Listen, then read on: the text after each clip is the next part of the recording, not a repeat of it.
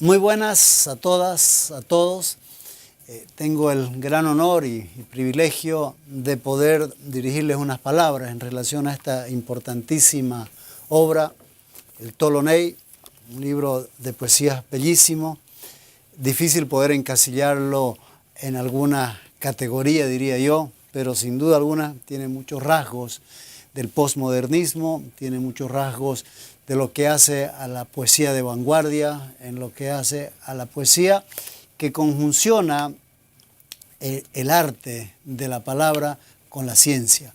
Entonces, es un libro que realmente nos transforma y nos transporta a una nueva dimensión de la comprensión, creo yo. Es un libro y unas poesías que realmente hacen de nosotros una nueva motivación sobre cómo ver el mundo, sobre cómo ver la naturaleza, sobre cómo ver los problemas álgidos que también vivimos día a día, los problemas, como en el caso que atendemos de la institución que represento, la FAO, los problemas de la subnutrición, los problemas de la extrema pobreza, los problemas de las guerras, los problemas de la violencia y todas esas áreas que aún necesitan muchísima atención para poder ser superadas como humanidad.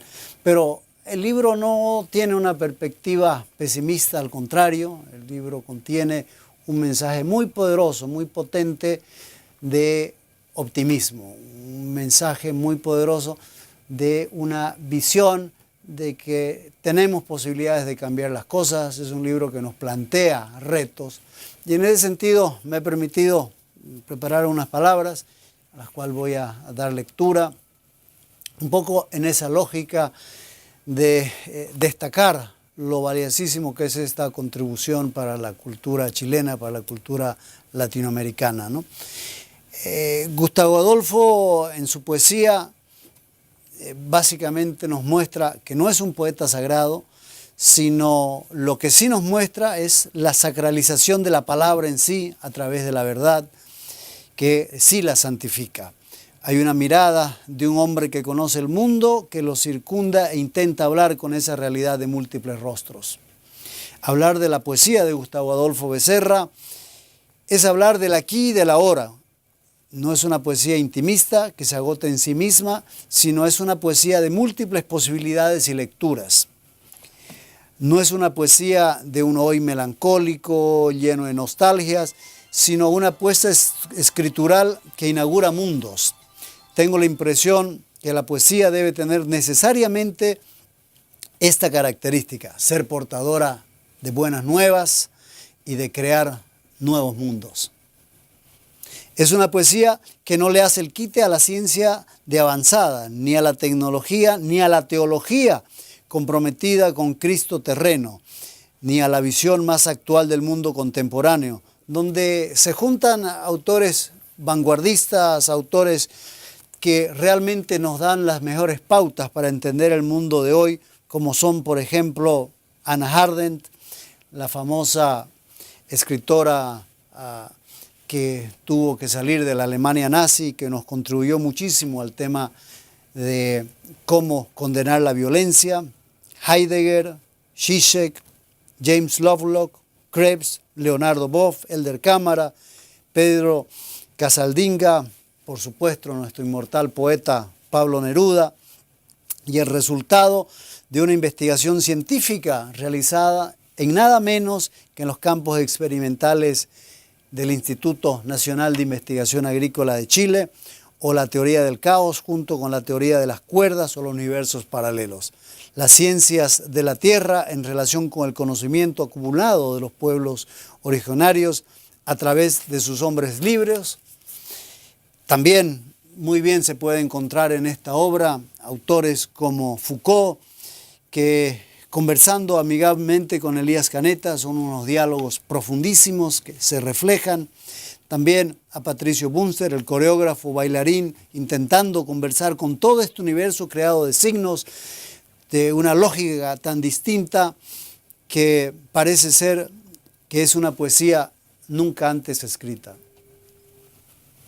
La máxima que sostiene este andamiaje es que todos los textos se hablan, Se hablan y se traspasan. Información se llenan de ese otro que acompaña y modifica su lectura primaria.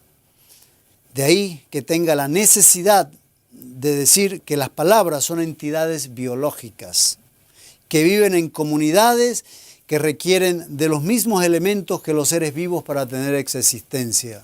Interesante paralelismo, ¿no es cierto?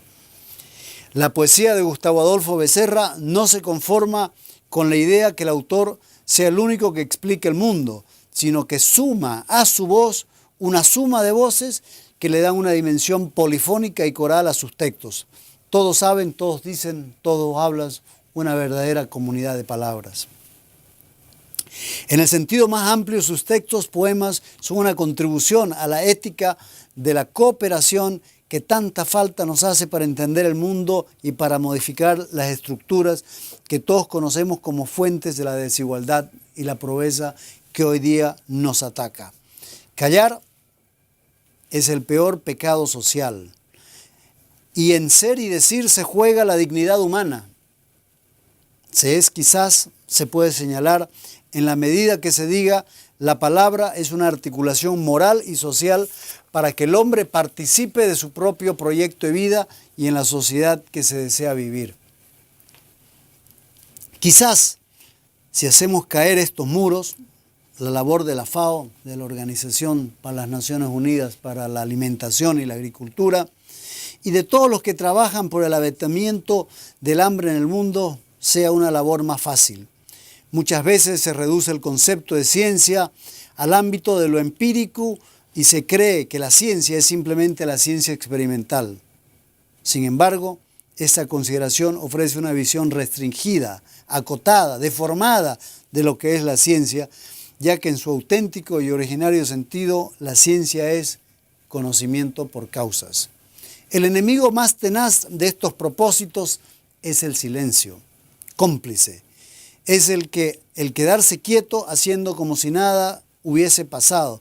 Es aceptar que la realidad es un todo inamovible e inmodificable. Yo no creo definitivamente que eso sea cierto. En esa visión comparto más bien con el poeta su mirada del mundo donde la palabra profética, que también obviamente la denuncia, es también la palabra que anuncia la esperanza, el mensaje de lo que vendrá como mejores días. Hay en la condición humana una batería de sentidos y cada pieza de esos instrumentos requiere un clic que los avive y despierte.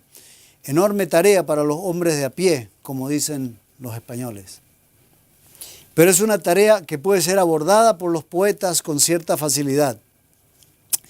En este universo de contenidos donde la biología les regala a la lengua cada 15 segundos una palabra nueva, podemos decir que lo único cierto, además de Dios, es la movilidad, la mutación constante. Lo que hoy parecía irrefutable, mañana es solo un dato. Lo que hoy parece inamovible, mañana es un hecho histórico de un momento determinado en el desarrollo de la humanidad. La poesía es una puerta que se abre a múltiples entendimientos y que no puede ser contenido en una sola cátedra. Conozco a Gustavo Adolfo y sé que lo motiva profundamente la justicia social, el amor por los otros, el cuidado del medio ambiente y la protección de los más débiles. En este sentido, esta obra nos enseña a que caminemos en una sociedad de bienestar, en una sociedad de la información, no solamente con contenidos técnicos, científicos, sino también con ese contenido poético, con ese contenido que nos da el espíritu. Caminamos de las teorías de los hardwares a los softwares, es decir, de los soportes a los procesos, muchas veces metidos en esta nueva comunidad que nos dan las computadoras, que nos da la cibernética, y nos olvidamos de lo esencial, nos olvidamos de que dentro de nosotros hay un espíritu que necesita ser alimentado no solo con conocimientos científicos, sino también con la profundidad de la palabra. En estos procesos, a través de la niebla, se atisban los nuevos valles, las ciudades espléndidas, como decía el gran poeta francés Rimbaud, donde la tierra mana leche y miel. Se puede caminar a tientas y buscar solo con nuestra capacidad razonable el camino. Se puede intentar eludir el riesgo y buscar las formas de la prudencia y del convencimiento consciente de la necesidad de la vida, de la palabra, de los sueños. Pero el fin último sigue siendo la preservación de nuestra vida y de nuestros valores. Se pueden abrir nuevos cauces de participación para que no sea el acúmulo, el lucro, la avaricia, los modelos rectores de la vida misma, donde la solidaridad también tenga oportunidad de expresarse y habite en esas comunidades de palabras. Hay nuevos modelos explorables sin dudas, y de estos modelos explorables nos habla Gustavo Adolfo en este espléndido libro, donde a veces las ciencias sociales se aproximan, otras veces las ciencias exactas, la mayoría de las veces es la poesía la que las vincula y tiene ese arte de categoría moral la que les permite cuestionarlas. Hay nuevas formas en la comunidad biológica donde todos los seres vivos tienen derechos inalienables y en ese sentido queda explicitada en este hermoso libro de poesías. En la lógica de la cooperación, que de alguna manera yo también represento, que quizás es la más antigua de las formas de relacionamiento y de protección, encontremos esas claves para una nueva vida. Muchas gracias y muchas felicidades, Gustavo Adolfo, por este gran aporte que nos das y que nos deja, y que obviamente les insto a todos a darle una lectura profunda, detenida, y encontraremos nuevas formas y nuevas visiones para entender este planeta que hoy día tenemos con nosotros.